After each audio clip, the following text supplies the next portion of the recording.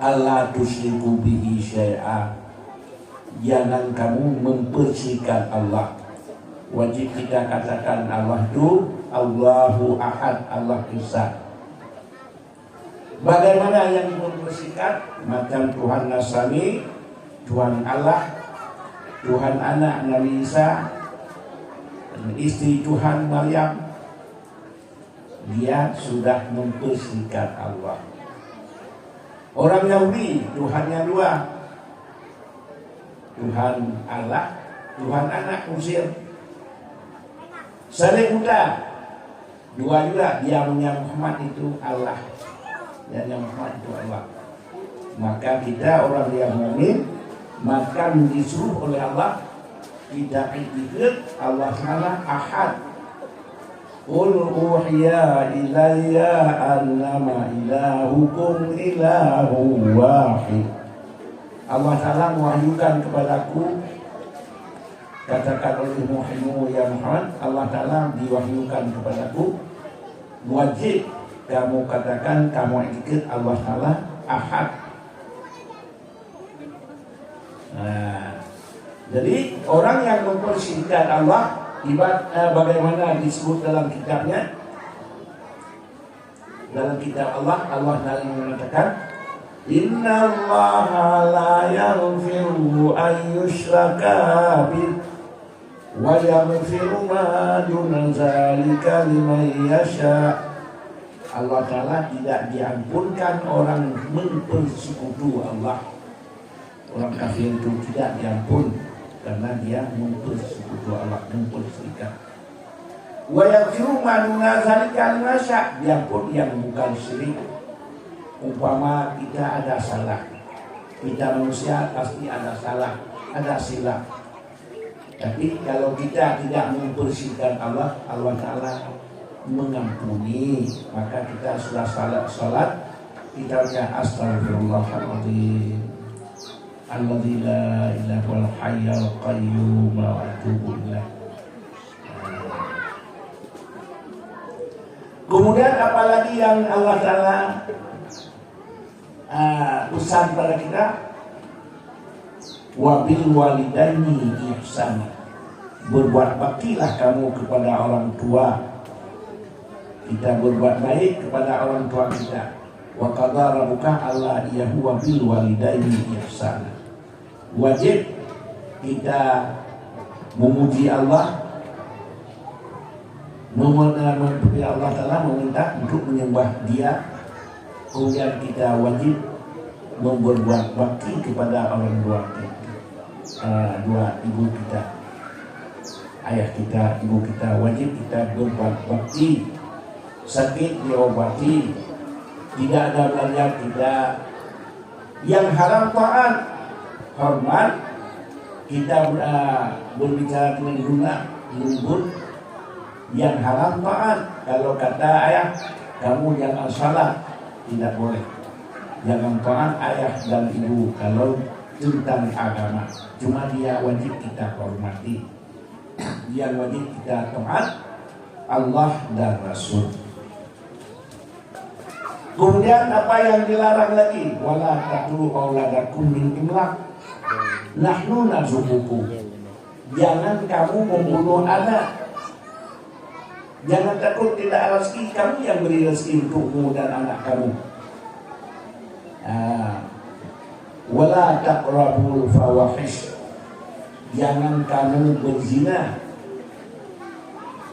atau kawin macam umat Nabi Allah Lut, laki-laki dengan laki-laki, perempuan dengan perempuan, hingga diruntuh negeri Nabi Allah Lut. Kemudian jangan kamu membunuh jiwa yang haram oleh Allah, kecuali orang itu membunuh ayah kita, kita membunuh dia dengan perantaraan, kalau bunuh negara Islam dengan perantaraan pemerintah. Kemudian apa yang dilarang lagi?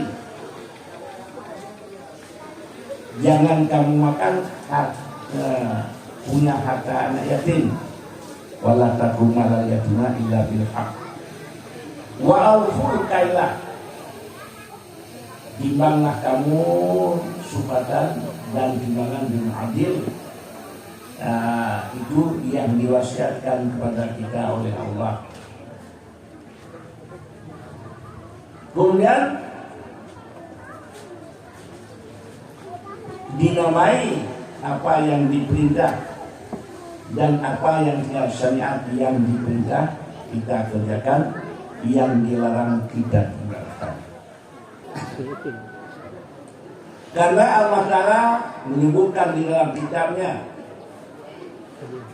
Al-Quran, Allah Ta'ala menciptakan kita 7 alam. Yang pertama alam zuhir, kedua alam sulbi, alam laki-laki kita, ketiga alam rahim ibu kita, keempat alam dunia, kelima alam barzakh, keenam alam mahsyar, yang ketujuh alam yang kekal abadan abadi. Allah Ta'ala mula-mulanya dicipta makhluknya Nur Muhammad. Semuanya alam ini di tahapan kedua dicipta dari Nur Muhammad. Berarti Nur Muhammad ini makhluk yang diciptakan kali yang pertama. Dan tahapan yang pertama dibentukkan Nur Muhammad itu atas bentuk burung taus dan diberi tempat sesuai dengan burung merah di atas kayu syariatul yaqin. Nur Muhammad lebih 70.000 tahun mengucap tasbih, memuji Allah dan sebagainya. Kemudian ditukar bentuk dengan macam bentuk dalam dunia manusia. Maka diberi Rasulullah Nur Muhammad itu tempat yang sesuai jadi manusia, kandil atau Islam.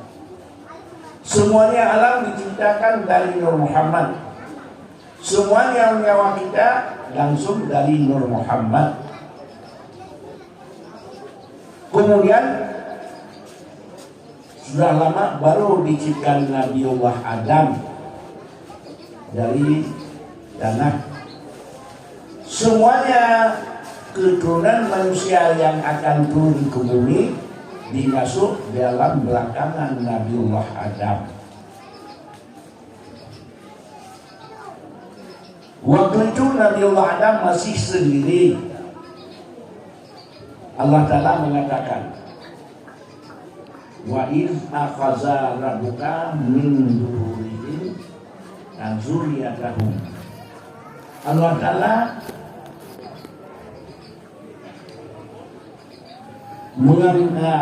yang sudah dimasukkan semuanya manusia ke dalam belakangan Nabiullah Adam. Waktu itu dikeluarkan, dihidupkan macam hidup sekarang dengan berakal.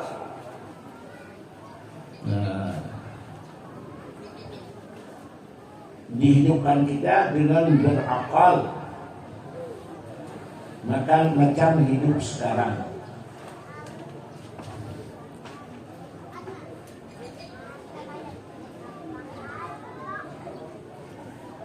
Kemudian wa asyhadahum ala anfusihim, Allah Ta'ala menyaksikan pada diri kita. Bagaimana ditanya di alam zuriyat itu, alastu bi rabbikum, hai hambaku, kamu akui saya ini Tuhanmu? Semuanya manusia dijawab, qalu bala syahidna, kami naik saksi ya Allah, Engkau Tuhan kami, kami ini hamba-Mu ya Allah. Walaupun Namrus dan Fir'aun semuanya orang tunduk dan patuh di waktu itu. Maka Allah Ta'ala sudah menanyai, bagaimana sikapmu waktu saya kirim kamu ke permukaan bumi? Ya Allah, kami tunduk dan patuh. Apa yang Engkau perintah kami siap mengerjakan, apa yang Engkau larang kami siap meninggalkan. Baru Allah Ta'ala berjanji dengan kita. Kalau si kita sudah berjanji dengan Allah, baru Allah Ta'ala berjanji dengan kita. Bagaimana perjanjiannya? Walladzina amanu wa 'amilus shalihati ulaika ashabul jannah hum fiha khalidun. Hai hambaku, kalau kamu waktu saya kirim ke permukaan bumi kamu beriman kepadaku, kamu tunduk dan patuh, berbuat amal yang saleh, di alam terakhir nanti saya berikan surga untukmu yang hidup selama-lama di alam yang terakhir, yaitu surga, tidak keluar lagi, ya, tidak berusaha lagi. Walladzina kafaru wa kazzabu bi ayatina ulaika ashabun nar hum fiha khalidun. Tapi kalau kamu mengingkari janji yang hari ini, awas, saat tidak dalam terakhir kamu tidak jadi lagi manusia dan dimasukkan ke neraka. Ini janji kita dengan Allah, janji Allah dan kita, perjanjian itu dimasukkan dalam Hajarul Aswad.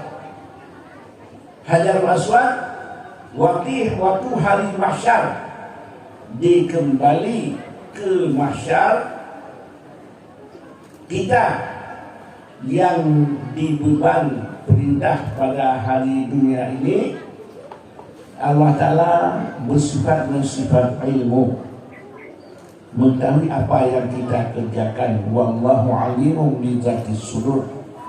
Allah Ta'ala yang mengetahui isi hati kita. Bukan sekadar mengetahui, tapi disaksikan. Bukan sekadar disaksikan apa yang kita perbuat.